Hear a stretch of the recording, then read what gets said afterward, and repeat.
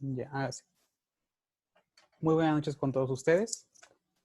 Mi nombre es Eitan Hans Valdivia Vázquez. Estudio en la Universidad Norbert Wiener, en este caso medicina en el sexto ciclo, y soy un miembro activo del Team Medical Legend. En este caso, el tema a exponer va a ser con respecto a reacciones interespecíficas. En este caso, de un tema más amplio, que es el de notas y respuestas.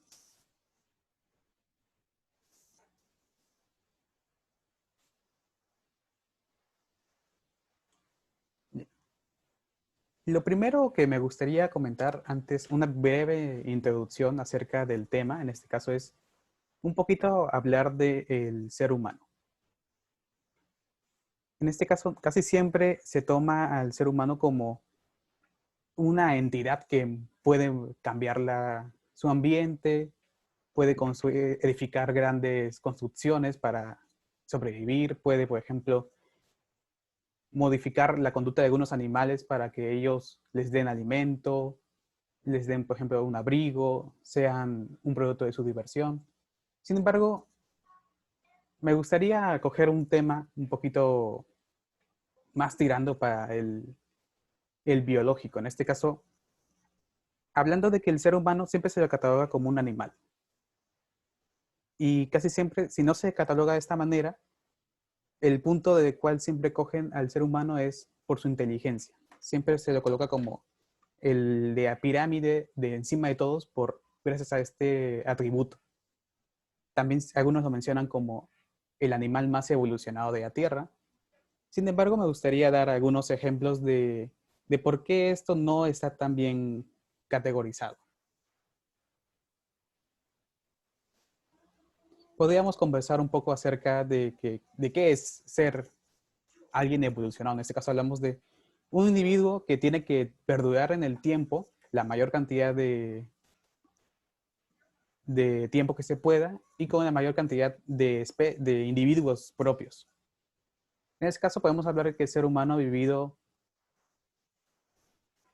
más de 7.000 años aproximadamente, sin contar a sus antecesores. Y ya por eso se iba a mencionar al ser humano como el más evolucionado. Sin embargo, tenemos especies animales que han vivido mucho más tiempo, como por ejemplo los cocodrilos que se readaptan de tiempos hasta anteriores de los dinosaurios, de los insectos que también han estado desde anteriores tiempos, millones de años antes que esos dinosaurios, y ni hablar de, por ejemplo, de las bacterias que han existido prácticamente desde el inicio de la vida. También se comenta que la tasa de reproducción es un punto para hablar de la evolución. Por ejemplo, tenemos en este caso animales, por ejemplo, los conejos que tienen una gran cantidad de hijos en pocas camadas y de bacterias que prácticamente en un par de horas pueden llegar a ser millones.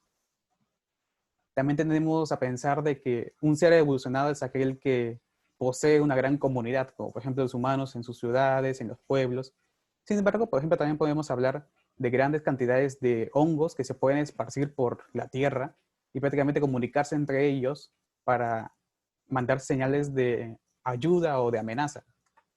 También se comenta de que la evolución también tiene un tema de adaptabilidad.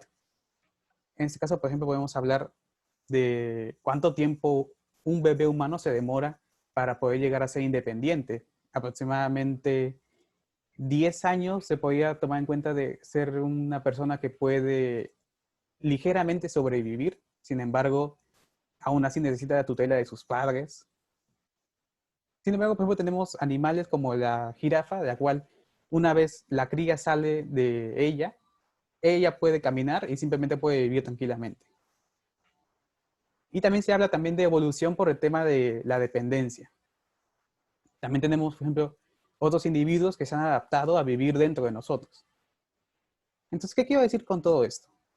Que el ser humano, pese a que todos siempre creamos que es lo más alto, siempre va a estar pendiente de otros factores que para nosotros son de carácter menor, una bacteria, una mosca. Sin embargo, todos ellos pueden influir en la vida de este humano con la actualidad hemos visto que hasta hay entidades que no las catalogan como vivas y aún así generan en este caso un gran daño, como por ejemplo algunos virus. Entonces ya viendo de que el ser humano no es tan fuerte, tan evolucionado como se cree en un inicio, hay que hablar acerca de algunas nociones más asertivas de este término. Y para esto me gustaría ya dar una breve introducción a la temática, en este caso de Noxas. En este caso me gustaría hablar del término Noxa. Este término suele acuñarse a la palabra daño o perjuicio, que a su misma vez se puede denominar como un elemento que desequilibra el correcto funcionamiento de un organismo. Tanto podría ser el de un ser humano como el de, por ejemplo, cualquier tipo de ser vivo. Sin embargo, obviamente vamos a tomarlo de punto humano. Asimismo, también cabe recordar que el ser humano no es una entidad simplemente de órganos que están unidos y ya, sino que el ser humano tiene ciertos factores que influyen uno en el otro. Casi siempre se usa una pirámide para representar estos factores. En este caso tenemos unos factores biológicos en el cual entran la parte de los órganos y la propia salud. También tenemos uno de los factores sociales, en este caso son factores que escapan del humano, en este caso están más asociados a la comunidad. Y también tenemos factores psicológicos, que en este caso son parte del propio organismo, pero no se pueden catalogar en la parte biológica. Sin embargo, podemos saber que si es alterado uno de ellos, se pueden modificar los otros dos. Por ejemplo, una persona que tiene un daño cerebral puede tener también, puede alterarse su parte psicológica, puede presentar alucinaciones, puede presentar, en este caso, un cuadro de depresión. Y asimismo, ese factor de un daño cerebral también puede hacer que la gente que lo rodee, en este caso, pueda alejarse por miedo o por supersticiones. Y así viceversa también, cada uno puede afectar en el otro. Entonces, por eso las noxas se pueden clasificar hasta en 5 tipos. Sin embargo, hay uno que se puede juntar en uno. Tenemos las noxas físicas, las biológicas, las psicosociales y las químicas. Con respecto a las físicas, en este caso hablamos de que generan una acción mecánica en el individuo. Pueden ser tanto visibles como, por ejemplo, simplemente una contusión, un daño, por ejemplo, por un accidente de tráfico. Sin embargo, también hay otras que son también de carácter mecánico, pero no necesariamente son visibles, como por ejemplo las ondas sonoras, que pueden generar un daño a nivel auricular. También, por ejemplo, tenemos en este caso que puede haberse daño por otras formas, por ejemplo, algunos tipos de ondas, por ejemplo, las ondas ultravioletas también puede fabricar un daño físico en el individuo. En la parte psicosocial, por ejemplo, en este caso ya tenemos, está más asociados a la parte de la comunidad. Por ejemplo, en este caso tenemos tanto la discriminación o el acoso.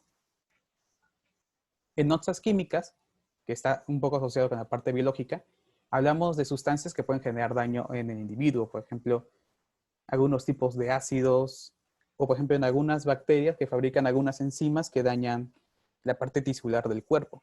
Y ya la parte biológica, que en este caso toman tanto las bacterias, los protozoos, por ejemplo, tenemos algunos insectos, algunos, por ejemplo, gusanos. En este caso, obviamente, debido a la parte médica, lo que más nos interesa es la parte biológica. Sin embargo, siempre hay que recordar que hay otras notas que pueden fabricar daño en el individuo. Ahora sí, ya hemos hablado de lo que puede fabricar daño en la persona, entonces ahora vamos a hablar del medio en el cual está la persona, ya que hablar de una enfermedad no es solo simplemente hablar de la persona en sí, sino también de lo que lo rodea. Y así como lo rodean al ser humano, también hay entidades que entre sí se rodean y fabrican una especie de vínculos, en este caso ya llamadas relaciones interespecíficas. En este caso, como ya mencioné, hablamos ya de vínculos que se forman entre seres vivos, en este caso, de distintas especies. Puede haber entre dos o más participantes, y también a lo largo de la historia de la Tierra, ellos han tenido que tener un mecanismo de supervivencia para llegar al punto en el cual observamos actualmente. Casi siempre que nosotros hablamos de medio ambiente o de hábitat o de un ecosistema, casi siempre se nos viene a la cabeza, por ejemplo, un campo, un lago, etc. Sin embargo, también hay que recordar que el medio ambiente también, por ejemplo, puede ser zonas urbanas. Y también, asimismo, el propio hombre que llega a estas zonas puede generar un cambio en él. Por ejemplo, los ratones pueden llegar a vivir tranquilamente en el campo con su alimento. Sin embargo, con la llegada del ser humano, estos pueden llegar a modificar su comportamiento para adaptarse a las zonas urbanas. Ahora sí, en este caso, como ya mencioné, se pueden llegar a ver entre dos o más participantes. Y para categorizarlo mejor, se refieren a ellos como reacciones tanto positivas, negativas y neutras. En este caso, para ejemplificarlo mejor, tenemos las positivas con el signo positivo, las negativas con el signo negativo y un 0 correspondiente a las neutras. En el caso, bueno, como mencionan ya los nombres, las positivas generan un cambio positivo para la especie. Las negativas, un cambio negativo, que puede ser tanto perjudicial como directamente la muerte. Y un cambio neutro no genera ni un beneficio ni un perjuicio. Por ejemplo, se puede generar reacciones tanto donde uno de ellos es, en este caso, no se beneficia ni se perjudica y otro se perjudica, donde uno se benefician y otro es neutro, uno se favorece y otro no, donde ambos se pueden favorecer y donde ambos no se favorecen. En este caso, para la parte del personal de salud, he señalado los que más nos interesan y a continuación llegaré a mencionar algunos más específicos. Por ejemplo, en el caso de las reacciones neutras y negativas, donde uno de ellos, por ejemplo, puede generar alguna sustancia para que el otro se perjudique. En el caso de antibióticos vamos a verlo más adelante, pero por ejemplo, mencionaba un ejemplo de amensalismo. Por ejemplo, podría ser simplemente de que hay algunas plantas que necesitan nutrientes y para que tengan más nutrientes pueden generar, por ejemplo, unas sustancias nocivas para el resto que está a su alrededor y estas pueden llegar a morir o ser perjudicadas y estas simplemente se mantienen neutras. Tenemos, por ejemplo, en el caso de las positivas y neutras, la epibiosis, donde simplemente un individuo se desarrolla encima de otro, por ejemplo, el caso de algunos corales. Casos donde uno de ellos puede llegar a usar el cadáver del otro. Recordemos que he mencionado que son neutras, por lo tanto, si el individuo ya está muerto, no vas a ni favorecerlo ni perjudicarlo porque ya ha perdido la vida. En este caso, por ejemplo, tenemos los llamados cangrejos ermitaños que usan como caparazón algunas conchas de moluscos ya fallecidos. La foresia, que voy a hablarlo luego, el amensaísmo, que también voy a hablarlo luego, y por ejemplo tenemos el niquilismo, en el cual un individuo puede fabricar su hogar dentro de otro. Por ejemplo, el pájaro carpintero que hace su hogar dentro de un árbol. También tenemos algunos donde unos se benefician y otros se perjudican. En este caso podemos ver la depredación. Es directamente que un individuo ataque a otro. Puede directamente matarlo o puede fabricarle un daño muy amplio. Por ejemplo, tenemos los leones y las cebras. También en este caso cabe destacar que los animales vegetarianos también cuentan como un signo de depredación. Por ejemplo, la vaca comiendo pasto también es depredación. La explotación donde se saca recursos de ciertos otros individuos y ellos no sacan nada a cambio. Obviamente podemos hablar acá de la alimentación o por ejemplo del caso del ser humano en donde sacamos alimentos de otros animales. Y el parasitismo, parasitismo que hablaré luego más adelante. Igualmente aquí ambos son casos positivos para ambos, que también hablaré más adelante de ambos. Y el caso de la competencia donde ambos al buscar recursos se quitan unos a otros. En este caso podemos hablar de los leones y de las hienas, que ambos buscan el mismo alimento. Y como cada uno busca el mismo alimento, cuando uno lo encuentra, el otro no lo va a encontrar. Y poco a poco la comida que había alrededor va a ser deficiente tanto para el león como para la hiena. Así vamos a ver los casos más concretos para la parte médica.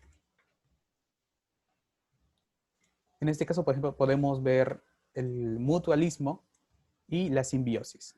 En varios libros se mencionan como uno solo. Sin embargo, también se puede clasificar como una parte de la simbiosis, como una parte del mutualismo, solo con una condición que justo ya está escrita. En el caso del mutualismo, como ya hemos hablado, son posiciones positivas para ambos. En ese caso se puede llamar como una cooperación. Y la clave de esto es mencionar que no necesitan uno del otro. O sea, cada uno puede vivir de manera independiente. Se puede clasificar en varios, por ejemplo, en el de recursos, donde ambos obtienen recursos uno del otro. En este caso podemos ver que este es un rizoma, que es una unión entre una raíz de una planta y de ciertos tipos de hongos. Uno le da la humedad al otro y el otro le da, en este caso, nutrientes para que éste se nutre. Ambos salen beneficiados. En el caso de recurso y servicio, podemos en este caso hablar de, por ejemplo, la abeja y la flor. En este caso, la abeja saca un recurso de la flor, en este caso el polen, para llegar a su colmena. Y la flor llega a ser polinizada debido a que él se impregna con este polen y lo llega a poner en otras plantas.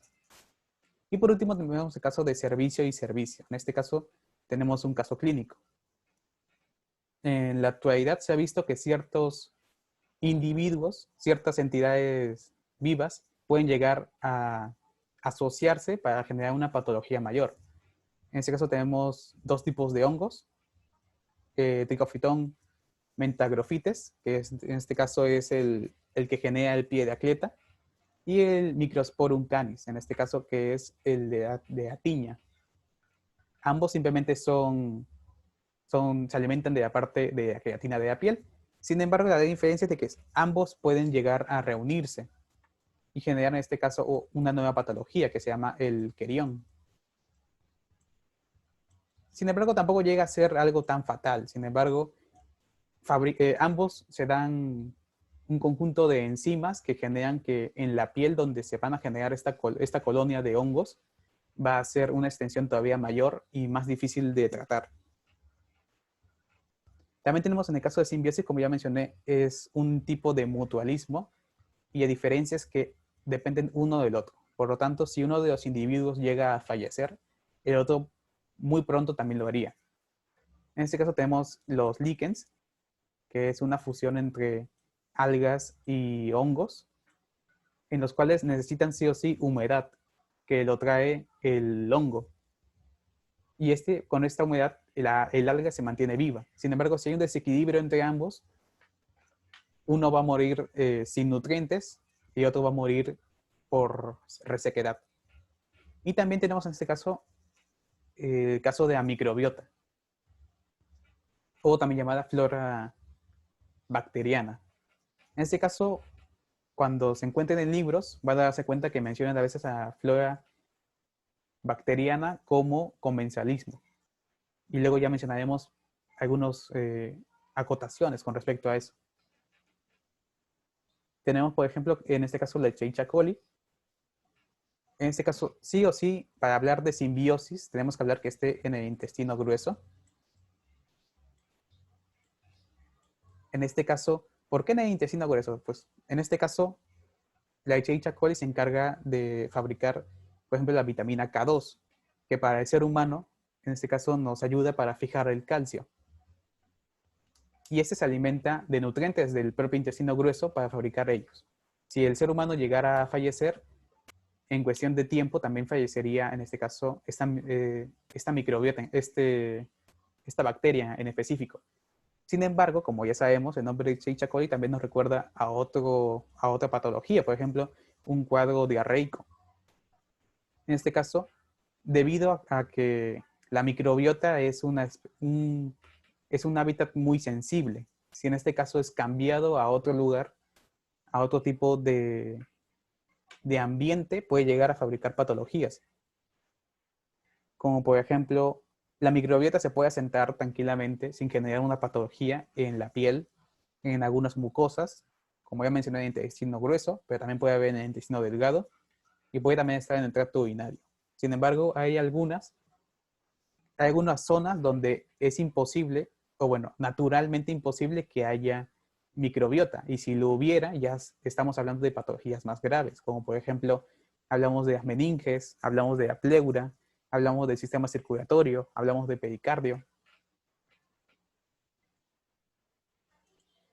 Acá tenemos los otros tipos en este caso, de reacciones interespecíficas. Tenemos la foresia.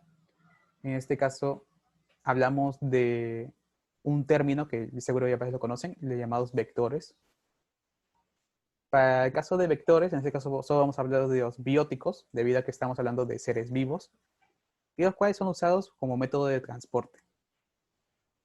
En este caso, como ya mencionaba en la anterior diapositiva, la foresia es una relación donde uno sale beneficiado y otro sale neutro.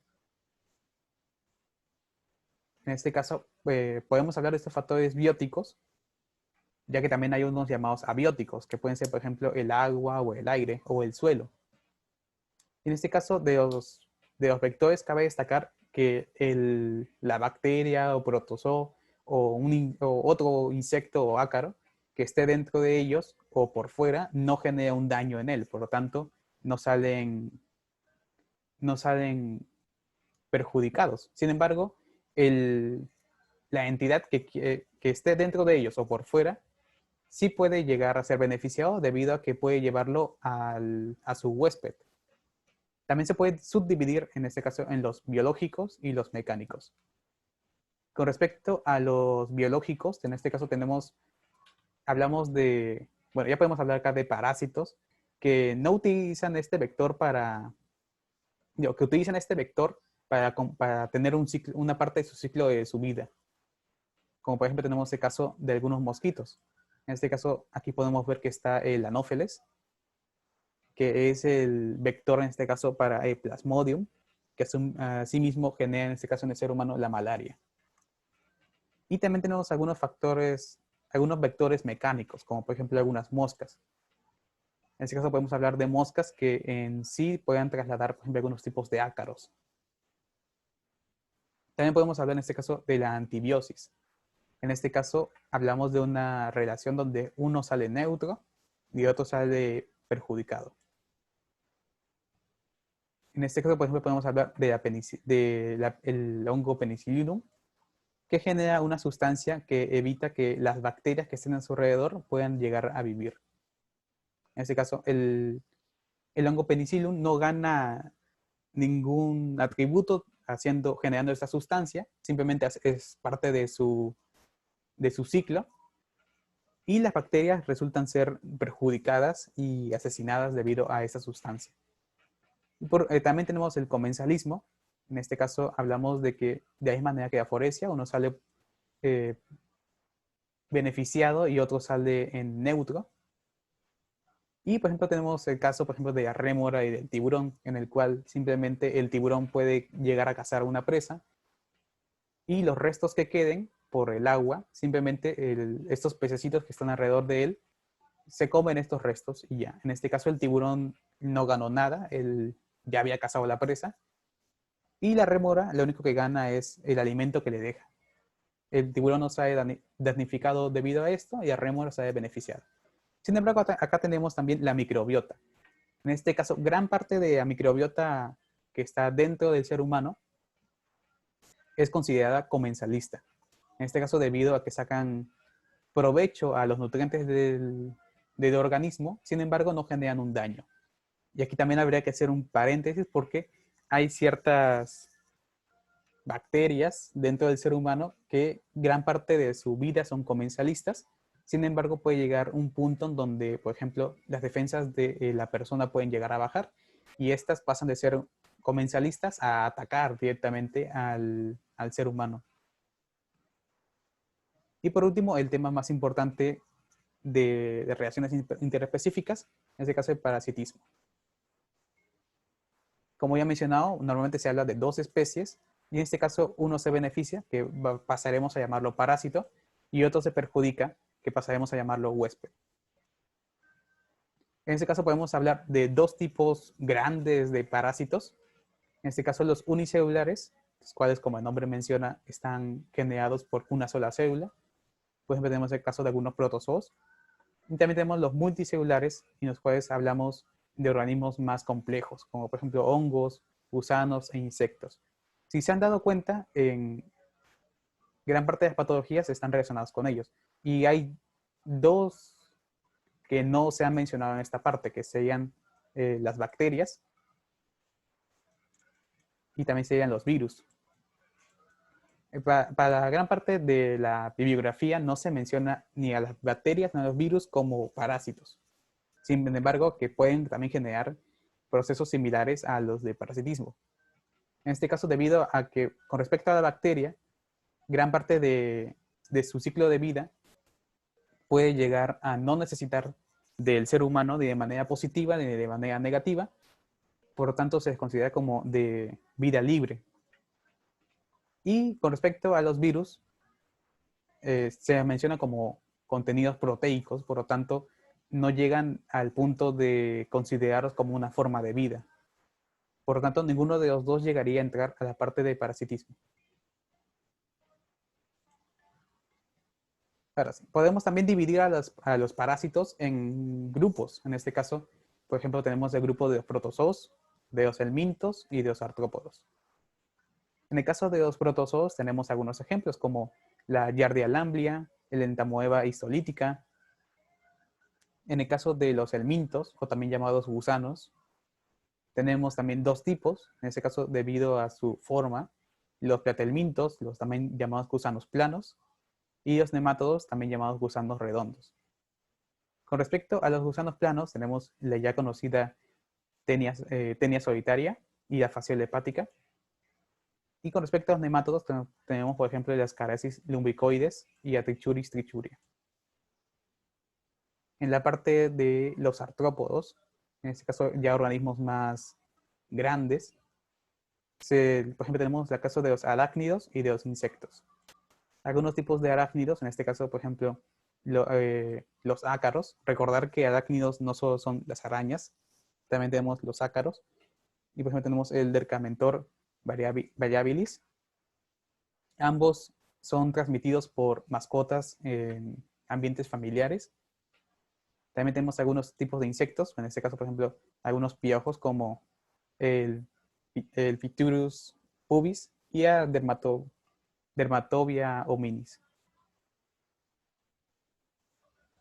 También se puede clasificar a estos parásitos debido a algunas características que pueden tener, como por ejemplo su ubicación. En este caso tenemos parásitos los cuales están dentro del organismo, un endoparásito, que estén en una zona intermedia, o sea, pueden estar dentro del organismo, pero también hay una parte del parásito que está fuera de este. Y también tenemos los endoparásitos. En la parte de los endoparásitos hablamos de dos grandes grupos. En este caso, todos los parásitos que son unicelulares, o sea, de una sola célula, normalmente parasitan ya dentro del propio cuerpo. En este caso, también parasitan algunas células o pueden generar daño en estas. Entonces ya se considera de por sí un parásito unicelular como un endoparásito. Por lo tanto, gran parte de los protozoos entran en ese sistema. Y también tenemos otros, como por ejemplo la Tenia solitaria, que se agrupa en la parte de intestino, por lo tanto también se encuentra dentro del organismo. En la parte de mesoparásitos, se puede mencionar en este caso que gran parte de ellos no afectan a la vida humana. Hablamos, por ejemplo, de parásitos que puedan afectar, o bueno, que en algún momento pueden llegar a infectar, por ejemplo, como vemos en la imagen, algunos tipos de peces. pero sin embargo no hay gran número de ellos que puedan afectar a la vida humana. También hay algunas bibliografías que mencionan, por ejemplo, a las garrapatas como un tipo de mesoparásito. En este caso, porque mesoparásito también se lo puede definir como un parásito que se ancla en el huésped. Por lo tanto, las garrapatas podían cumplir ese rol. Y también tenemos los endoparásitos, que es gran parte de los artrópodos, en los cuales simplemente se encuentran fuera de este, como por ejemplo tenemos los piojos o algunas pulgas. Con respecto a los huéspedes, en este caso, ya he mencionado antes la palabra vector. Y lo definimos como una especie que no llega a estar afectada por, en este caso, por el parásito. Sin embargo, el parásito, su misión en esta vida, por decirlo de una manera, es llegar a su huésped. En este caso, hay parásitos que tienen un ciclo de vida. Hay algunos que son totalmente parásitos, o sea que necesitan sí o sí de un huésped para sobrevivir. Otros que necesitan de de un huésped por un tiempo limitado. Otros que pueden tener un estilo de vida libre y sin embargo, por alguna casualidad puede llegar a infectar a una persona. Para esto los huéspedes se los suelen clasificar por el ciclo de vida del parásito. Tenemos los llamados definitivos, los intermediarios, también los paraténicos. En este caso, por ejemplo, tenemos en esta imagen el ciclo de la vida de Atenia, la cual es un parásito netamente de vida parasitaria, necesita sí o sí de un huésped. En este caso podemos ver a dos. Tenemos al ser humano y a la vaca. En este caso, escoger este ciclo es interesante porque el ser humano puede tener dos tipos de función. Ahora, el parásito que utiliza un huésped puede usarlo de dos maneras. La primera es que complete su ciclo de vida. En este caso, mencionar de que crezca y que en un punto se reproduzca. En este caso, hablaríamos de un huésped definitivo. Sin embargo, también hay otro en donde el parásito lo único que busca es nutrientes y utiliza a este huésped como un medio para llegar a otro. En este caso, que sería el definitivo.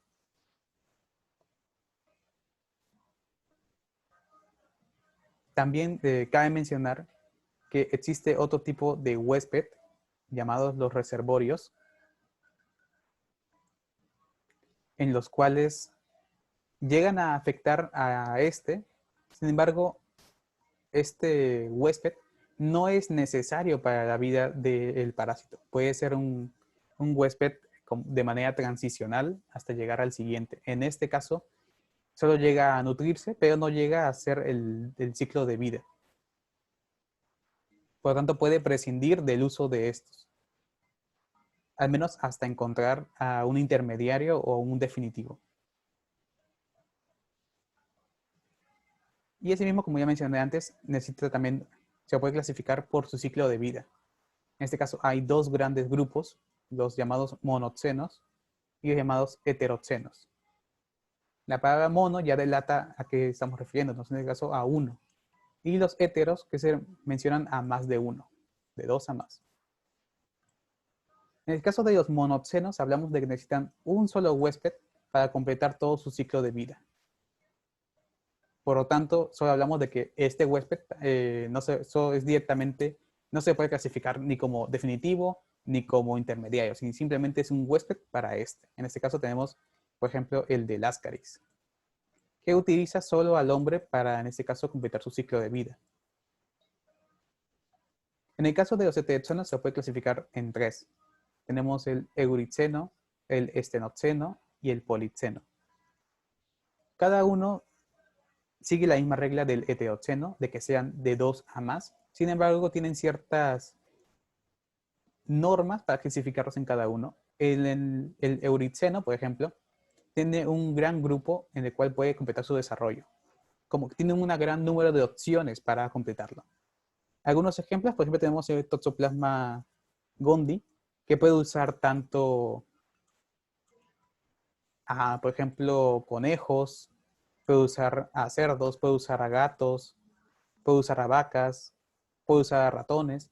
Y sin embargo, no necesita que estén todos ellos para él poder completar su desarrollo, sino tiene un gran número de opciones que puede usar en cualquier momento. También tenemos el estenoceno, en el cual es el opuesto a este, tiene un número reducido de huéspedes, como por ejemplo podría ser la entamueba histolítica, en el cual está asociada, por ejemplo, tanto al hombre, al perro y a algunos primates. Es un grupo relativamente reducido que siempre tiene que ser superior de 2 a más. Y por último, el polipseno necesita sí o sí más de 2 huéspedes para completar su vida. En este caso podemos hablar de la fasciola, la cual tiene un ciclo de vida que necesita de varios tipos de huéspedes para llegar a completarla.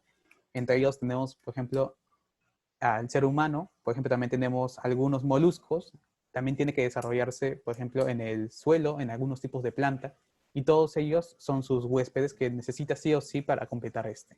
Entonces, la gran diferencia entre que parecen ser términos muy similares entre polipseno, el estenoceno y el euriceno, son las opciones.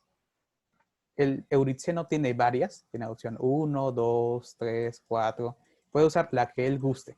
El estenoceno pues tiene pocas opciones, puede llegar a usar el 1, puede llegar a usar el 3 o solo el 2. Mientras que el polipseno sí o sí tiene que pasar por el 1, de ahí por el 2, de ahí llegar al 3, y así sucesivamente hasta llegar a completar su ciclo de vida.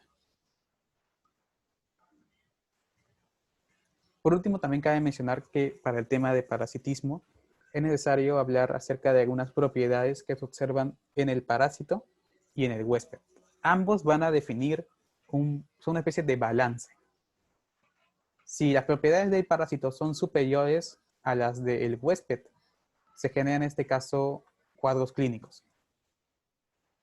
Y el parásito con éxito puede llegar a parasitar al huésped. Sin embargo, si el huésped sus propiedades de huésped son superiores a las del parásito, puede llegar a repelerlo y hasta a eliminar al individuo. ¿Cuáles son estas propiedades? Con respecto al parásito, tenemos en este caso el carácter del patógeno. Tenemos también, por ejemplo, su virulencia. Algunas toxinas que puede llegar, por ejemplo, para degradar algunos tipos de tejido. Hay algunas toxinas que pueden llegar a generar inflamación, pueden llegar a generar un proceso necrótico en el paciente. Pueden generar, por ejemplo, cambios en la conducta del sistema inmunológico del subhuésped. También tiene algunos parásitos. Cabe mencionar que, pese a que se pueda mencionar que un individuo unicelular, como por ejemplo un protozoo, es, entre comillas, inferior a uno que es más desarrollado, como por ejemplo la tenia. Cabe mencionar que mientras menos células tengas, tienes más probabilidades a modificar tu propio genoma para, en este caso, llegar a adaptarte más rápido. Hay algunos que pueden llegar a modificarse o pueden llegar a absorber otros tipos de ADNs que están sueltos para llegar, en este caso, a ser todavía más virulentos. También depende casi siempre del proceso de fijación. Pueden llegar algunos a fijarse a algunos tipos de célula o algunos tipos de tejido. Obviamente, mientras más grande es el parásito, más espacio necesita para fijarse y más sustancias fijadoras necesita para esto. Y también, aparte de fijarse, por ejemplo, algún tipo de célula, necesita también la capacidad de introducirse dentro de ella y también de generar de que ésta le provea tanto, por ejemplo, de un ambiente lejos de las defensas, por ejemplo, las defensas humanas, para que éste pueda reproducirse. Y con respecto al huésped, también tenemos en este caso la edad, un factor importante. Recordar que los extremos son los más débiles, en este caso, tanto las edades tempranas como las edades más altas son más propensos a tener, en este caso, menor, por ejemplo, menor microbiota, menor defensas, etc. La nutrición también es muy importante para, en este caso, repeler no solo los parásitos, sino cualquier tipo de enfermedad. La inmunidad inespecífica y a inmunidad específica. En este caso hablamos netamente de las defensas. Y aquí se hablaría de, por ejemplo, algunos tipos de llamados glóbulos blancos, por ejemplo, de linfocitos, de macrófagos, y cada uno está definido en un grupo que puede atacar en general, como por ejemplo de manera inespecífica, no se sabe, simplemente atacan al patógeno que se ha presentado, y otros que son de manera específica, que necesitan una especie de detonante para como que calcular hacia qué se están enfrentando.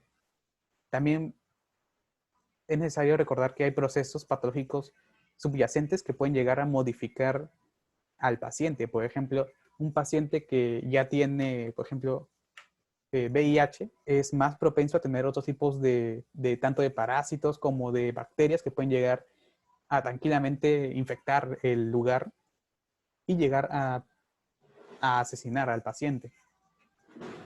También, como por ejemplo he mencionado antes, la microbiota también es un punto muy importante para el paciente. Aparte de lo que ya he mencionado, por ejemplo, con la Escherichia coli, de llegar a dar vitaminas. También la microbiota tiene un papel importante para las propiedades del huésped, debido a que puede también llegar a ayudarlo de una forma indirecta. Por ejemplo, hay algunos parásitos que cuando ingresan en el organismo sueltan una especie de sustancias para que éstas se peguen a una célula y lleguen a infectarla más rápido. Sin embargo, por ejemplo, hay algunas bacterias de la microbiota, que por ejemplo acá tenemos el parásito, aquí está, y lanza una sustancia. Esa sustancia sí o sí quiere darle, por ejemplo, a un glóbulo blanco. Sin embargo, aquí abajo, en la microbiota que está aquí, esta lanza otra sustancia que se adhiere a esta. Y por tanto, esta que estaba predestinada a cumplir un rol determinante para la infección, resulta que ya es neutralizada por esta microbiota. Pero también, ya he mencionado anteriormente, de que la microbiota, hay algunos, gran parte de los comensales, pueden llegar a también ser los llamados oportunistas y llegar a infectar al paciente si es que llegan a ver que éste tiene las defensas muy bajas. Por lo tanto, es siempre tener en cuenta la microbiota, tanto como algo positivo, como una propiedad del huésped, como también una parte negativa para ayudar a las propiedades del parásito. Así, muchas gracias por escuchar.